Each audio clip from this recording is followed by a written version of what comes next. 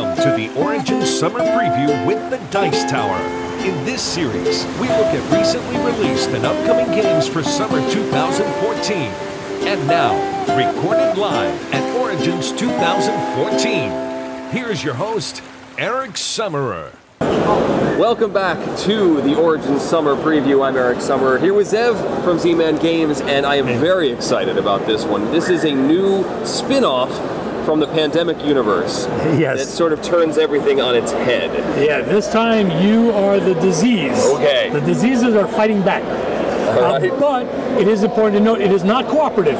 So it is competitive. You're trying to be the top disease. Diseases do not work together. They do not work together, okay. No. Well, in a way they work together to destroy cities there, but you're still trying to be the best disease. Doing so. Okay. Or the worst of the diseases. Yes. What you have is you represent a particular disease. You got the Petri dishes with your cubes here. All right. You have an incubation level, an infection level, and a resistance level, and these are the levels over here. You start out with one on each. Okay. On your turn, you can do two actions. One is incubation. That allows you to draw cards, and you draw cards equal to the number of your levels. So if you have level 1, you draw one card as the action. You may do the same action again, so you could do draw, or incubate. Sure. Next thing is infection. Infection allows you to put your diseases onto a particular city on the board, and you have a bunch set up here. Okay. Depending on the number of players, that's how many cities you have on the board. Gotcha. The infection rate tells you how many cubes you can put on, but the way you do that is with the cards in your hand. Okay. So, if you have a disease already in a particular place, let's say in New York, I already have some red disease, I'll just put that there. So for me to put another infection there, I just have to play one card. It has to be a card that matches. Right. So black plays on black, or I can do any two cards to use as a wild. So I can make this black, or I can make that black. Okay.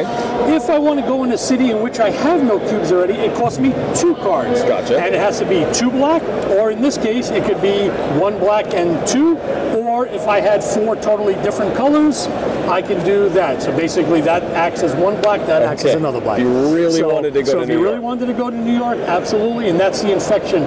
So let me talk a little bit about the cities. The top number is the population of the city in millions. Okay. Not that that really matters. But it matters in that that's how many cubes you can have in that city before the city is destroyed. Gotcha. It's disease-ridden and nobody wants to be there anymore. Right. So you can't have more than 7 cubes. As you put cubes there, the first person to place cubes, let's say in London, puts their cubes on the top row. Any other person after will go in the second row, and any future, if they want, will go third and fourth row. Okay. That's used for tiebreakers. Because in this case, you're going to score based on majority. So let's say we had that, and let's say we had 1, 4, 5, let's say we had 3, 3, and 1 of another color, just to throw it out there. Yep. So we have 7 there, so you can't put more than 7 because that's the maximum. So even if you were able to infect with more cubes, you stop at 7. Right. So what happens is we would score this card. The person who had the most would score 7, second place 4, third place 3. Got So it. in this case, we are tied here, but I break the tie because I was there first. So I get 7, blue gets 4, purple gets 3. Okay. Also, the person who triggers the destruction of the city gets the ability down here. So they all have different abilities, and the person who triggers. So there is incentive to trigger. Even if you're not the majority. Even if you're not the majority, you might get a score or not, but you'll at least get that ability. That's it. And then the city, you remove all the cubes. The city is destroyed or taken, whatever. By the player. Exactly. So that's how you do that. The other thing, just to let every turn, we're going to be flipping an event card. Okay? Okay. And we resolve the event. Events are usually good for us. Okay. The thing we want to watch out for, and these get seeded in a particular way, are the WHO events, the World Health Organization. Oh, no. These are the humans striking back. Of course. Those darn humans. So we have that every turn. Again, we play. Yep. We play, and I'll go over the symbols, and then it's like, an event here. Yes. Now, what you want to do, this is where mostly you're going to use your resistance, which is the last stat here. Yep. The last stat you can do is if, let's say, the card says here, like for example, we have this one, cleanup methods reduce spread of infection. It says remove 3 disease cubes from any city. So you can use your resistance level to reduce that 3 down to whatever you want there. Yeah. So if you have a level 1, it will reduce it by 1 level. Right. If you have level 2, you pay for it, goes down to 1, but you've saved 2. So now you remove 1 disease cube. Gotcha. And then if you want to spend the remaining 1, now you can say remove 0 cubes. Right. So that's where resistance comes in. It's resistance to the human striking back over here.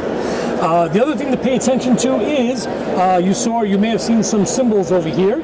So for example, the skull, whenever 2 skulls appear, there's an in-game scoring. And how you do that is whoever has the majority gets the lowest number, and you do that for every city. Okay. So there's in-game scoring, and then for every 2 skulls, you do the in-game scoring. This symbol here means you add another city card, and that's the only other way to add more city cards to the tableau. Gotcha. So once you have a setup, those will add it. And again, you don't know what you're going to get in terms of the card, the event cards, so they get seeded randomly. So that's us. Every turn's event, there's 12 turns, then the last Who card comes out, and then we resolve. At the end of the game, you do again, I think, a final scoring, who has majority, and so on. So that was the incubation is drawing, infection is putting the cubes here, and the resistance is stopping the Who events from affecting you. So you do 2 actions on a turn. Oh, sorry. The other thing you can do, I apologize, is to increase your level. Yeah. And you do that by paying the cost in yellow over here, by discarding cards. Gotcha. So that's another use for these cards. So, and if you notice, to increase your incubation, to go from level 0 to 1, it's 1 card. 1 is 2, 3, 4. But infection, it's 1, 2, 4, 4. Okay. And in resistance, it's 1, 2, 2, 3. So pay attention to the yellow numbers. And again, that's how many cards. Doesn't matter what color. You just discard them, and you move your level up. Okay. So that's the last action you can do. That's called mutating your disease. All right, and you have announced this is coming for Gen Con. Yes, we should have it at Gen Con. That is the goal. Pandemic Contagion. Contagion. Thanks, correct. Zev. My pleasure. Thanks, Eric.